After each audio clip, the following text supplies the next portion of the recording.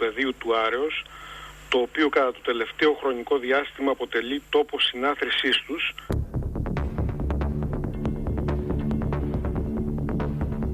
Το παρκάκι δίπλα από την Νομική, η πλατεία Κάνιγκος, οι δρόμοι δίπλα από την Ιάσονο στον Κεραμικό και το πεδίο του Άρεως είναι μερικά από τα σταθερά σημεία του κέντρου όπου τα ναρκωτικά δίνουν και παίρνουν καθημερινά. Είναι έτοιμοι να πέσουν κάτω. Μια φορά λυγίζουν δεξιά, μια φορά αριστερά, μια φορά να ζουν κάτω. Όταν θέλουν να το πάρουν. Όταν είναι ικανοποιημένοι, ύστερα κάνουν φασαρία.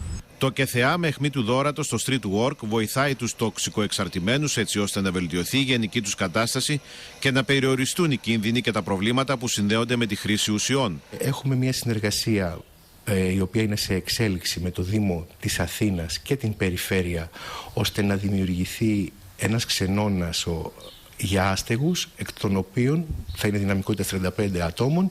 Οι 10 από αυτούς θα μπορούν να είναι χρήστες, οι οποίοι στη διάρκεια της ημέρας θα μπορούν να λαμβάνουν υπηρεσίες από τις μονάδες του street work.